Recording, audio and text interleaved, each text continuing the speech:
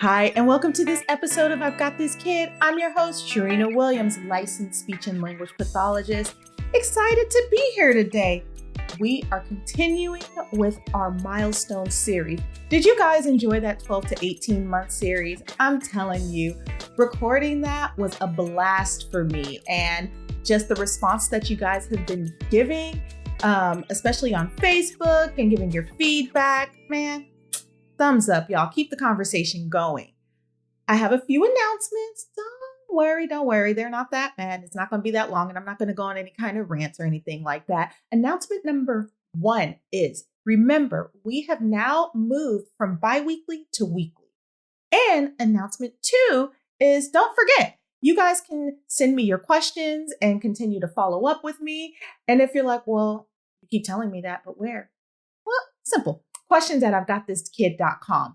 You can go ahead and send me an email and I will reach out to you, and I will personally reach out to you and answer your questions. There's nobody else who's doing it. It's me, because I like to see things with my own 2 eyes and answer questions for you guys. So world changers, let's get this party started, all right? So let's go with the breakdown. Just in case you didn't tune in last week, make sure to tune in on what to expect milestone-wise for 12 to 18 months. We're going to go through that same model today, except for it's going to be with 18 and 24 months. And so there are 3, and I mean 3 different areas that we look at from a speech and language standpoint to make sure your sugar's on the right track. And just like at the doctor's office, how they have their checklist, guess what? So do we. And so we want to make sure that your sugar is doing what they're supposed to be doing, getting to the places they need to go in the way that they're supposed to get to. And here I am ready to deliver that to you. And so those 3 things, once again, are receptive language or understanding the language. That's when you talk and I listen. Does my brain understand it? Expressive language, that's our vocabulary, the words and the phrases and the sentences that comes out of our mouth to communicate to our communication partner or the listener, whoever it is we're sending our message to. And finally, we put those 2 together and we transition into that social language piece. That's the pragmatic piece, how we get along with the world around us and how we communicate with the world around us and how we tell the world around us what we think and feel and do and want and don't want and all of that jazz, right? And so we're going to go through each of those different areas of development as we look at the 18 to 24 month age range. And let me tell y'all, this is where it starts getting real. You guys are going to be tired. You should be tired right about now. Now, when your sugar was a little cute infant and they were wah, and all that stuff, that was a different kind of tired because you were lacking sleep. You want to go night-night all the time, right? You want to be night-night with them, but you couldn't because you had to clean the house and somebody had to do laundry and somebody had to cook, and that was mainly you. But this is going to be a different kind of tired. Now you've probably gotten to the groove of things. You got some routine going on. Kids got nap time and all that stuff. And it's still a good time to get laundry, cooking, cleaning, and all that other stuff done. Nevertheless, it's a different kind of routine because little sugar should be sleeping for at least 6 hours or more during the night. So you're probably getting good rest now too. I hope for you that you're getting good rest. So we're going to go right into it. Understanding language, receptive language. Those 2 are synonymous, means the same thing. Do I understand, right? And what I expect for your sugar to be doing during this time is following 2-step related commands. Pick up your coat and bring it to me. Pick up your coat and put it on. Pick up the toy and stack it on top of the other. Pick up your shoes and put them on. You notice how everything kind of goes together? So this is different than the 12 to 18 months where we just kind of expected them to follow through with one thing. This time we want them to follow through with 2. We expect them to do it. We expect them to do it without us really helping them. If you see that they need some support, give them some support. It's okay to show them exactly what you want, because remember, these little sugars are still babies. They're either using their words or they're using their bodies. And so if they're not listening to your words, help them out with your body. And that doesn't mean like take them and like jerk them over, but like, come on, baby, let's go do what mommy asked you or daddy asked you to do, right? The second thing we expect you to do, or your sugar to do, and I'm going to go interchangeably with you because receptively, a lot of times it's mom and dad or somebody around asking little sugar to do these things. So in a sense, yeah, you.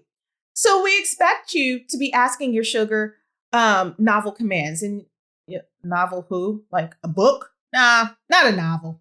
Put that novel aside. It's two unrelated commands, two things, right?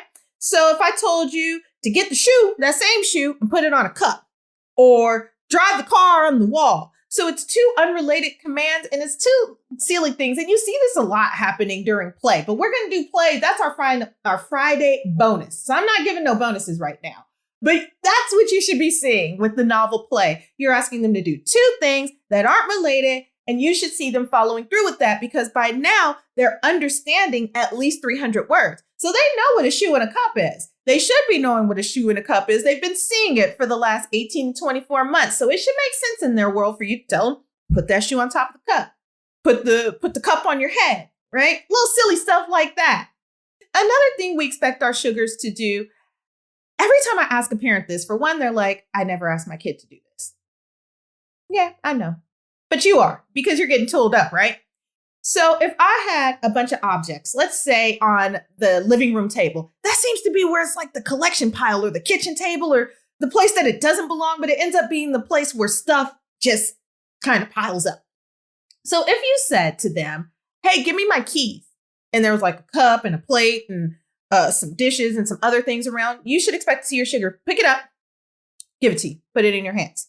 Hey, pass me the cookie over there. You should expect your sugar to pick it up and give it to you.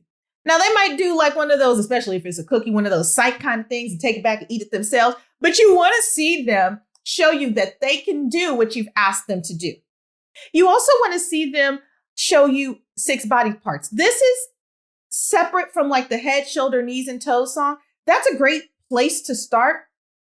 But what happens with songs like that is sometimes kids just think of it as a song and they're not really processing what that means unless you're taking out the time to be specific and head, shoulders, where's your head? Where's your shoulders? Where's your knees? Where's your toes? That kind of thing. But we expect our sugars to know their body parts. Show me your eyes. Show me your ears. Show me your hair. Show me your belly. Show me your toes. So we expect them to show us those major body parts. And it's usually in the form of like the facial features, the legs, and the feet. Because again, those are the things that we talk about the most and things they use the most, right? Put shoes on. Give me your hands. I put on your coat. Let me brush your hair. It's time to brush your teeth. So it's the stuff that they hear over and over again. Let me wash your face.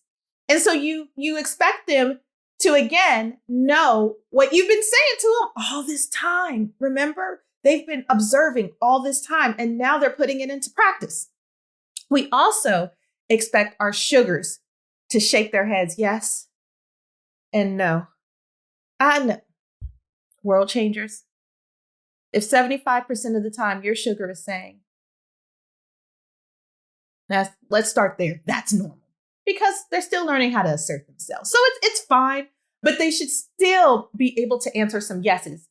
Sweetheart, are you thirsty? Do you want something to eat? That's usually when you're going to get a solid yes. Everything else is probably going to be a no. And that's okay. Like, they're still, again, asserting themselves. They're learning themselves.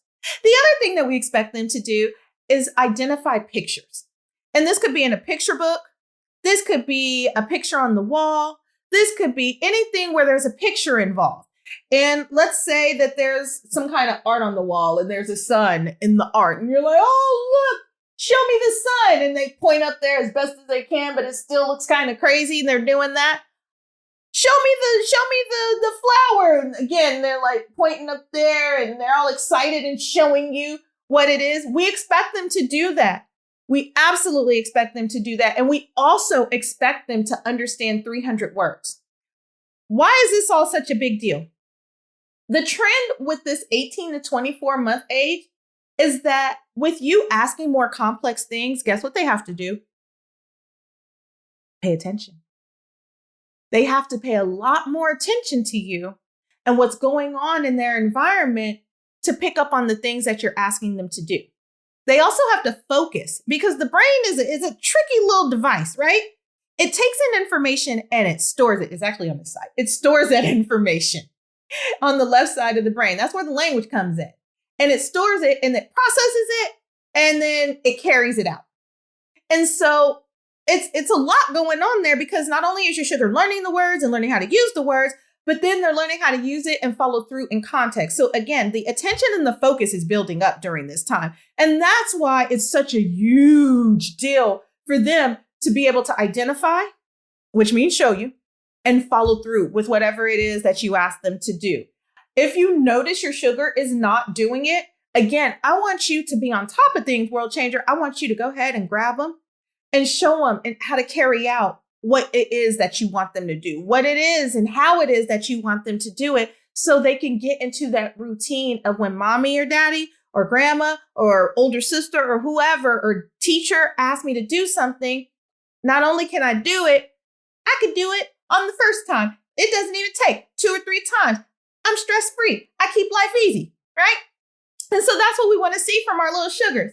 So that's everything for the understanding of language. Now for the using language, this is where ears get tired. Mommy and daddy ears get tired. Oh, why? Because they're starting to use more single words. But the good thing is there should be a little less crying because they're replacing the crying with the words. And so as the words start building up, they're starting to tell you stuff that they see around their environment. And the World Changers, I want you to be wise about this. Not only do I want you to pay attention to if your sugar is using words for things that they want, but are they also identifying people around in their community? Not just when they want something, but just because they want to show you stuff, because they're starting to get to that point, especially around 24 months. And we'll talk about that next week, where they want you to be into everything they're doing. That's a little sneaker peeker. But for now, they're starting to build up that language. And so they're going to be really interested in you listening to what it is that they're saying. So that's why your ears get tired. It's okay. Yay, they're talking to you. But I want you again to make sure that they're not only coming to you when they want something or when they need something, but for everything.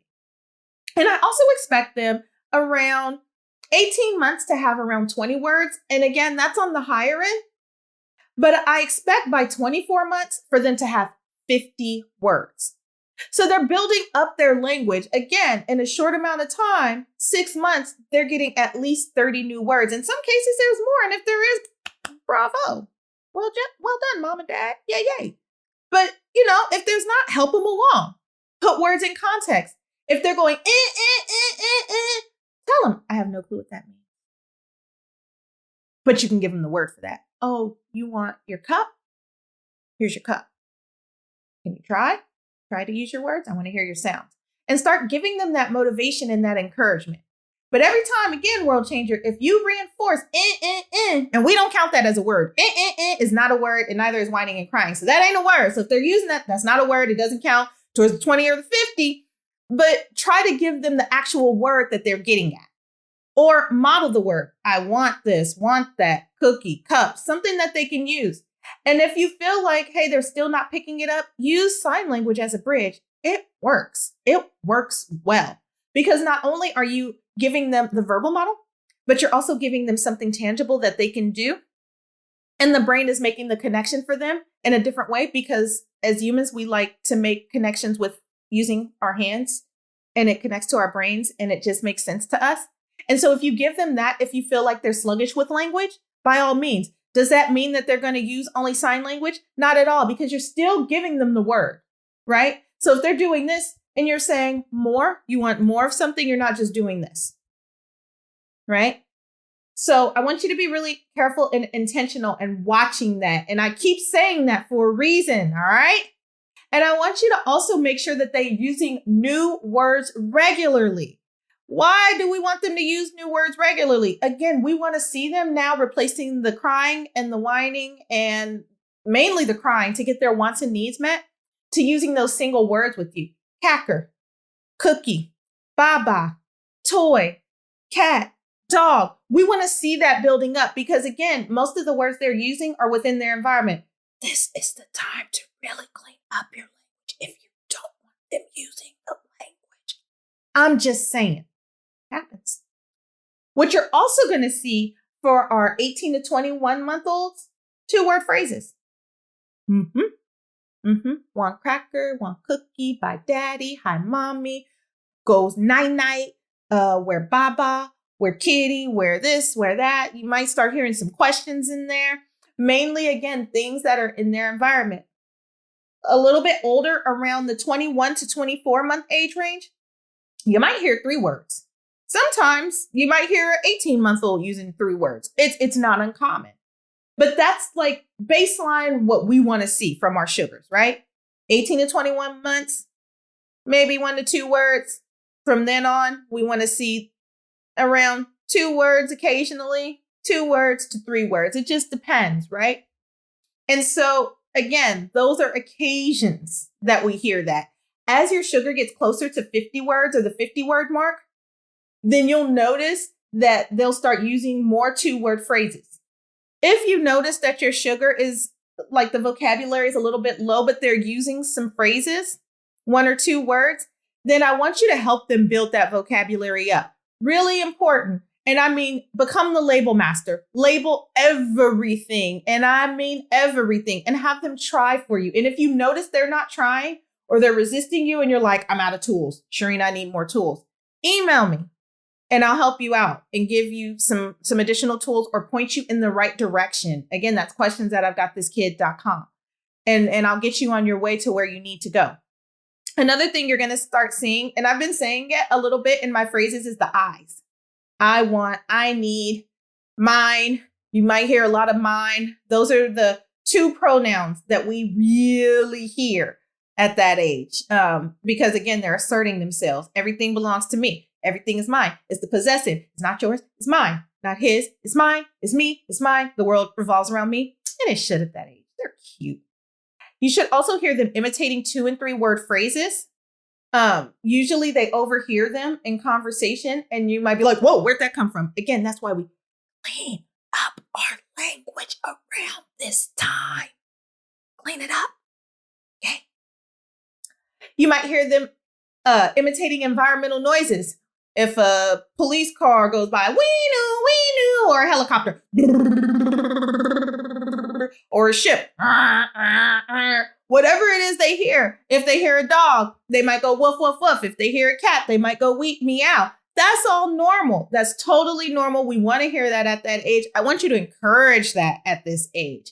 And they're also going to tell you what they need. At least 2 different things. I'm hungry. I'm sleepy. Usually not I'm sleepy. They usually still cry about that. But usually I'm hungry. Or want out. A lot of kids want out. They want to go play. They want to explore. At this age, they still want to explore. The world is an amazing thing. And they love being outside. They love seeing the world around them. So usually I'm hungry and let me out, please. Something along those lines. And as they get a little bit older, you're going to start seeing around 21 to 24 months that they're saying their names.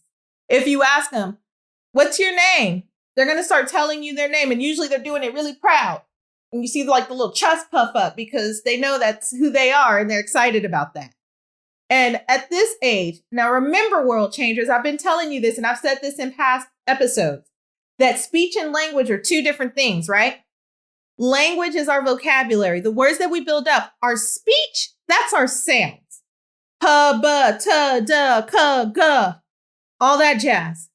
We don't expect that to be 100% clear right now. So if you hear cat for cat, cat for cat, or da for dog, or baba for bottle, if you hear any of the words kind of broken, it's normal at this point. We don't really start getting into that until 24 months and older. But at this point, it's okay if it's not 100% clear. They're still working on it. The articulators are some trick, like putting all this together, your lips, your tongue, your teeth, your hard palate, that bumpy part where your tongue touches, and then your soft palate where your tongue touches in the back. That's some tricky business to learn how to put together and putting sounds together and putting that together to make words. That's why during that infant age, they're practicing the babbling so much because they're trying to figure out how to coordinate these things to get from ba, ba, ba, ba, mama, mama, mama, mama, to mama, to dada. It's a tricky business. So they're still trying to figure it out as their vocabulary is expanding. So at this age, we still want to show them some grace. Don't worry if it's not 100% clear at this point. And finally, We're going to put it all together. Just like the last time. It's like glue. You have to understand language to use language. And once you understand language and you're able to use language, then guess what? Let's try it out with the world. We've been practicing all along. That's our social language, the pragmatics, right? This is what I want my sugars to be doing. Again, at this age, so crucial to be watching these milestones. Because if there's any little glitch, we can fix it at this age. And we can tool you up to make sure that things are on the right track to where they need to be. And if it doesn't look right, feel right, or smell right, guess what? We can fix it real quick. We can do our best, or we can figure out how to get you where you need to go, right? So what I want to start seeing at this age is their engagement in adult-like conversation. Remember, life has been one big observation. I know I sound like a broken record, but that's what it is. It's an observation. And so they're going to start doing what the adults do. And so if they see you talking, you might see the little girls. It's so funny because you see them with their little hands on their hips sometimes. And then the other little friends like, and they're like going in, or you see the little boys trying to talk to each other. And usually that ends up a situation. Boys are funny. They're funny people. They don't talk for too long. They start getting physical because they're just interesting guys. But girls, you're going to see them going back and forth. And a lot of times, if you want to know who they act like, look in the mirror, because they're usually modeling what they see mom doing and grandma doing and sister doing, whoever's around. That's what you're seeing them model. And it is hilarious. I love it. I love it. I love my little sassy girls. They're so much fun. Another thing that you're going to see is their vocalizations and their words during pretend play. So what I mean by that, let's say my little friend here, y'all know I love this little mug. Let's say this is my baby doll. And let's say this is my bear. And baby doll and bear.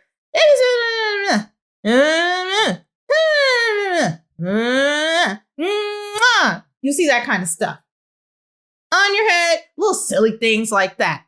And so you'll see them talking together and doing stuff together and like acting things out. With little boys, you're going to see their cars doing stuff. You're going to see their blocks doing stuff. You're going to see the war happening. You're going to see a little bit of crash and bang. It shouldn't be all crash and bang, but you're going to see a little bit of crash and bang. You're going to see their action heroes doing little silly stuff. You're going to see Woody flying in the air. That's the kind of stuff you're going to see with them, but you're also going to hear words with it. Another little tip, world changers. If you feel like during playtime, your sugar is using more language with the toys than they're using with you, I want you to start getting into that play with them and doing stuff with them and hanging out with them. Again, this has nothing to do with the play milestones. This has to do with socialization, which means when more than one person, two or more people, hang out and do together. And so I want you to make sure that during that play, you get yourself in there and you start doing with them and talking with them and not telling them what to do, but following their lead in whatever it is they're into, unless it's like dangerous. Then I want you to get in that and just start doing with them. So if they're going down the slide, you're going down the slide. If they're driving around erratically, then guess what? You're driving around erratically. Get down there on the floor. Don't be afraid to get down there and play with them, because during that play is where the social skills can really be built up. And the things that you want to see, you can reinforce. And the things that you don't want to see, you can help undo that stuff. And if you have a sibling around, a kiddo around who's close in age, you can also act as a buffer, because usually around this age, they're not great sharers at all. And everything, again, goes back to mine, me. And so you can be that buffer to help them know that this is for you, and this is for me, and this is for sister or brother. And that's really important for them to know that. Again, while it is happening during play, that's a social thing, because we do together as a community, right? We go to concerts together. Well, we used to. One day, right? Now we do it online, but we do it together, right? we play games together. You know, imagine playing Monopoly and one person had all the pieces. Well, that's not a fun game. So that's why we got to teach them that this is yours, this is mine, and this is theirs.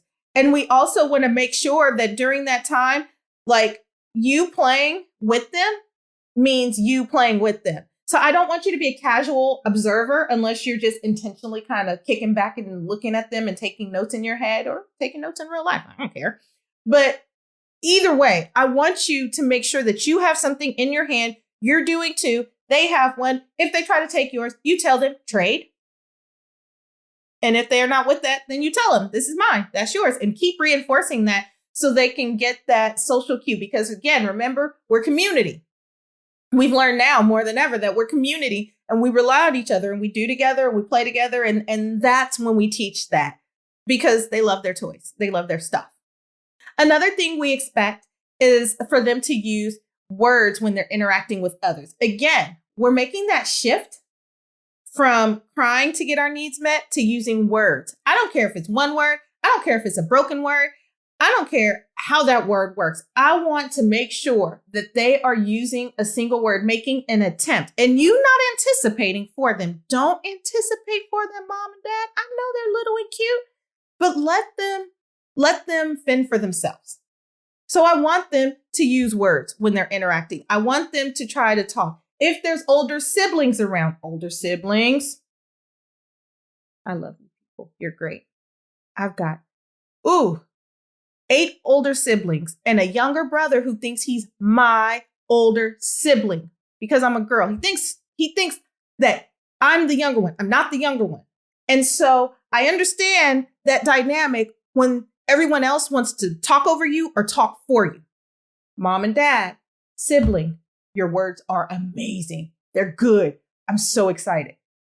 But you got to let brother or sister talk. Let them talk. Let them be great. Let them talk for themselves. You can't talk for them forever and you don't want to. And so I want you, mom and dad, to make sure that the siblings around are not talking for them. Give them the chance to communicate for themselves. I have to get on my daughter all the time about it for my son. And now he's to the point where I can talk to myself. And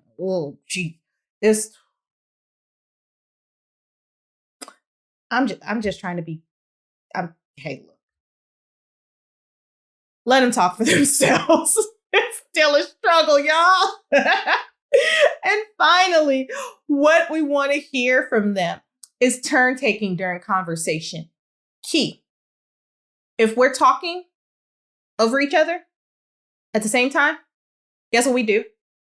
We get louder, a little bit louder, and really loud until we're just talking over each other and screaming over each other. Why? Because we all want to be heard. We want to be heard. We do. Even quiet people want to be heard because your words matter. Again, that's how we get along in our community, by using our words. If we're not using our words, we're using our body. But we prefer the words. And so they should be turn taking with you. You talk, I listen. I talk, you listen. You talk, I listen. I talk, you listen. Because we also want to reinforce for them, especially our more passive kids, that their words matter. Their ideas matter. Their thoughts matter. It matters. And it's good to start building that relationship. Again, social. It's good to build it now, right now. So they're comfortable and they have a safe space to always come to and talk. And they'll know that somebody's there who's going to listen. 3 minutes of listening. Everybody has 3 minutes to listen to their little sugar, at least. Even if it's not that. Most conversations at this age, they don't last that long. Not that long. But you do want to be in the habit of giving them that space to where not only are you talking, but you're also listening. And I was blessed with 2 parents who were great listeners most of the time. Most of the time, they were great listeners. And we would talk about everything. And there was nothing I couldn't ask either of my parents. And so making sure that you give them that space is crucial. Like you don't have to be a perfect parent to do that. All you have to do is just close your mouth and listen. I've learned over the years, and y'all know I'm a talker. Oh, I could go on and on. I am a talker, but I've even learned over time that I had the space to listen, to talk, and my parents listen, and I give my kids that same space. And I've actually gotten quiet over the years. Okay, quieter, y'all. I ain't quiet, but I'm quieter than what I was, especially when it comes to that. So that's it, y'all. I know you're like, are you serious? Yeah, I'm serious. That's it. Like, you guys got work to do. that 18 to 24 month age range is no joke. Like, this is the foundation time. This is important because if you lay a firm foundation right now, it's going to save you so much work and so much effort down the line. What we reinforce is the behavior that we continue to get. And so if we're able right now to undo the stuff that we don't like or the stuff that, or put in the stuff that we want to see, man, let me tell you, that's what makes you a world changer. You put in the work right now while they're little and cute. So that way, as they get older, you're not putting in that kind of work. You're doing your thing because you've already got that foundation with them. You've already got the relationship. You understand what they were supposed to be doing. They're looking successful in all areas, and you're able to interject when you need to interject. Now that's a world changer. I'm just saying. So how does this translate? I wanted to give you guys this. How does this again translate to when it's time to go to school? Well, little sugar needs to be able to understand what teacher's saying. Little sugar needs to be able to follow through with what teacher's saying. Little sugar needs to be able to make sure that they are able to communicate their thoughts and ideas, not only with teacher, but the friends around. And little sugar needs to be able to socially interact with others. And I know I always talk about school, and I know the time that we're in right now to where school's not really happening except for essential workers, and some places are open and some places are not. But wherever you fall on the pendulum, even if it's not school, even if it's at home, even if it's with their groups, even if it's with whatever it is, at grandma's house, at grandpa's house, at uncle's house, at auntie's house, they still need these tools to get by, right? And so we want to practice them in their safest place, which should be home and with you. All right? Make sense? Man, y'all are fun. You make my life happy. You make my life easy because I know you guys are putting this stuff into practice. I know you're out there spreading the word to others because I keep hearing about you guys spreading the word to others. Keep doing that. Keep on. Even if you're a person without kids and you're tuning in, you know somebody with kids. And if you feel like, hey, there's an elephant in the room and I'm not sure if my friend Sugar is doing everything they need to do, just refer them to me. Man, I have the heart of a teacher and I'm always willing to help. So it doesn't matter. Just let them know, steer them in that direction. Do what you got to do because, again, we as a community are better together, not just as a parent community, but as a community, as a group, as a whole. As promised to World Changers, don't forget, Friday, we're going to talk play skills. Man, love talking play skills. Love it because I'm a big kid myself. And so I like talking about play milestones because I like to play with kids. They're fun. I like to play without the kids. And my husband still go outside and do activities that are, Kickball is still fun. I don't care how old you get. Kickball is still fun. Badminton is still fun. Tennis is still fun. I suck, but it's still fun. So make sure, tune in Friday for our play milestones. I'm going to give you that bonus material either on my Instagram page or my Facebook page. You can find them on either or. It's not a either or thing. It will be in both places. Go ahead and check those out. Subscribe if you haven't already. Continue to spread the word and let's just be better together, world changers. Again, if you guys have questions, feel free to email me at questions@I'veGotThisKid.com. Until the next time, y'all, take care.